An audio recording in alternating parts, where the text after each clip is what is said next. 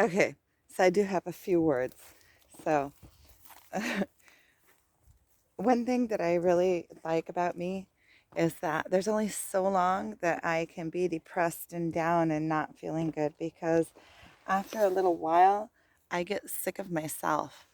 Like, if I start, going down into this little pit hole, I I go down in there for a little while and I crab and cry a little bit, and then I get sick of it.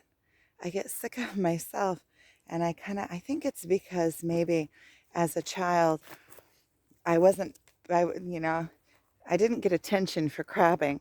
It was like, okay, are you done crying? Okay, get up and go on. And like, yeah, I wasn't allowed to make all these excuses to stay down. And I think that I also do that. Look, see, there's another piece of that wood. That's really cool wood.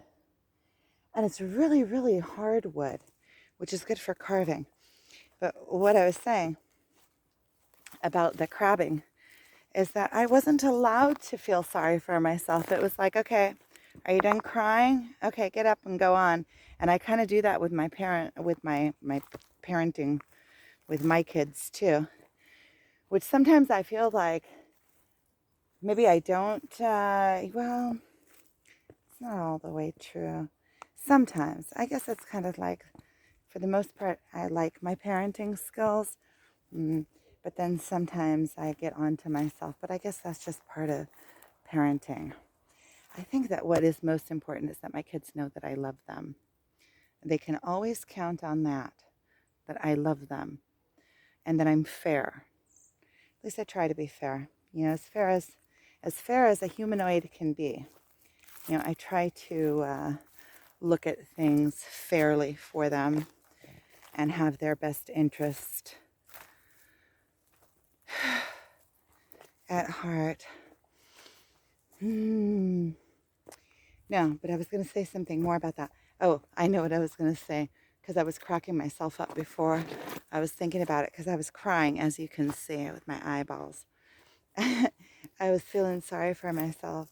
I was crying, blah, blah, blah. And then, and then I thought to myself, come on, get over it. There's nobody else. There's nobody here. What? I mean, okay, so there's only so long you can cry and cry. But at the end of the day, in this world is, yeah, there is no weakness in nature. The weak. If you're a weak lion, then you just crawl up in a hole and you end up dying, or you end up being preyed on. You know. So weakness doesn't really help. So I can sit down and I can cry, but it's not like, who's here? I mean, okay, so then I cried. Then what? Okay. Okay, so you're crabbing is not helping. It's not, at the end of the day, I'm going to have to pick my own self up off the floor and do it for myself. There's nobody else. Even if somebody comes in and goes, "Oh, I'll do it for you." It's really not doing it for me. It's just, at the end, that's not really what I want. What I really want is to stand up in my own strength and do it for myself. So that's not helpful. Did you get a sticker? Lola got a sticker. Look, she's all stuck down there in the stickers. Okay, hold on. Here, let me get you. Oh, it's just a poocha. See, to get the stickers off. Oish, it's still stuck on her. Yeah. My job as a pet mama is to get stickers off. She's got more stickers on her. Those sticker bushes are something. The sticker bushes here are something else. Come on, let's go. You have more stickers? Oh, she has stickers. What? You have to miss. Lola, it's a big sticker bush. She's all up in these stickers. Ouch. Oh, ouch. Now I got all stickered up. So, I'm breathing through it. She's so funny. And then I'll show you where I am because it's pretty.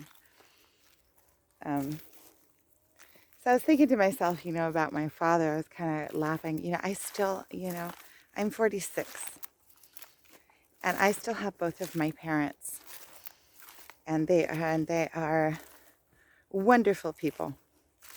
And I was thinking about, that I'm diagnosed with post-trauma. And every once in a while, I get feeling sorry for myself. And I'm like, oh, I can't focus because of my post-trauma. It's excuses. Everybody has post-trauma. But, I was thinking to myself, that my father gets down on me sometimes because I'm off running around the mountains instead of, worrying about making a living. And he sees it as, like a cop out. Um, he doesn't get it. But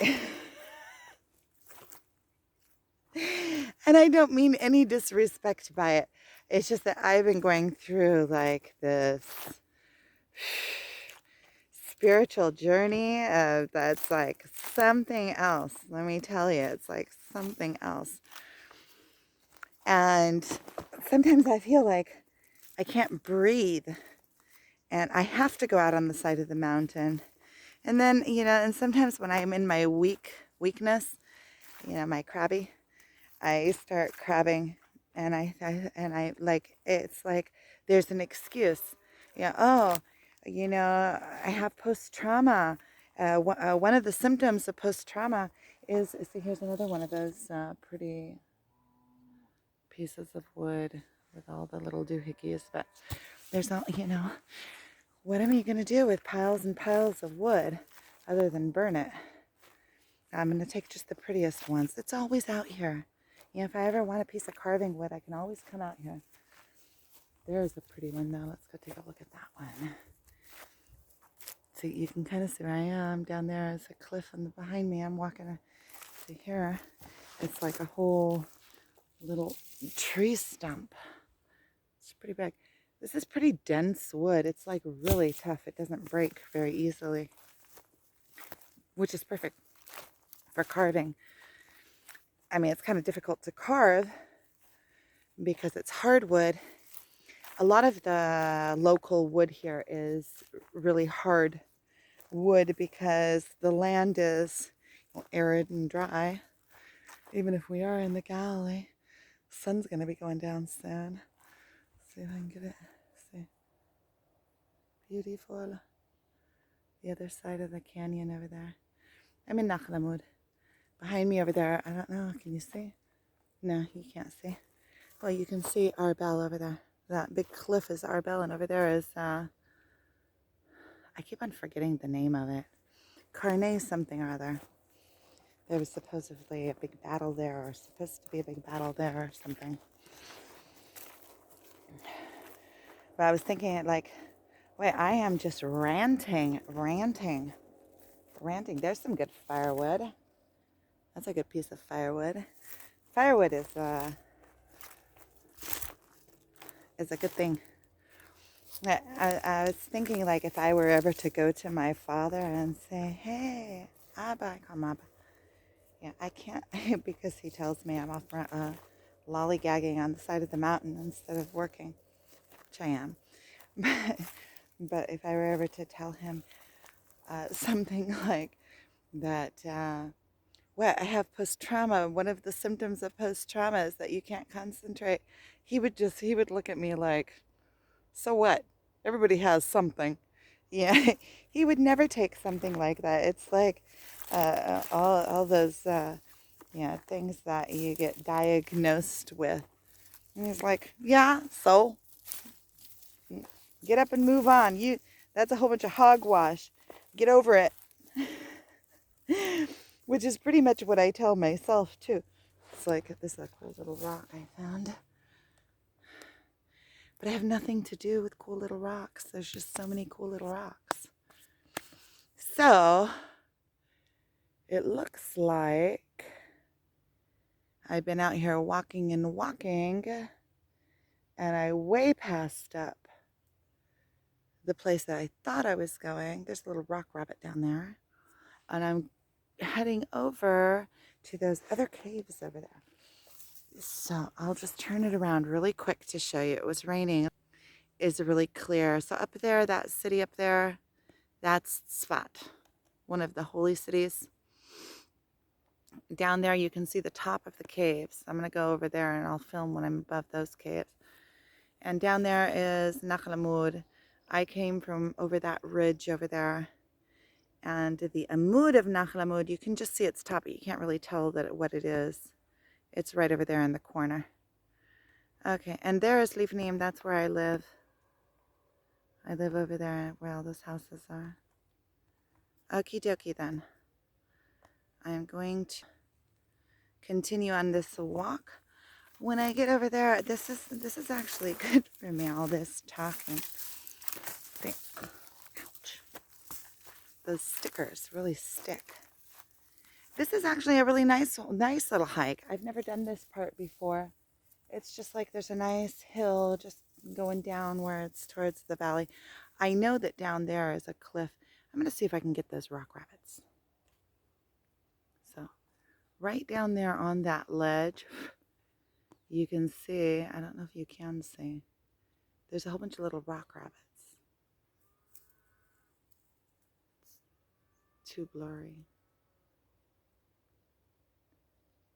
There's like, I can see with my eye 3, but they're not moving, so if they were to move, you'd be able to see them. Okay, I'm stopping this.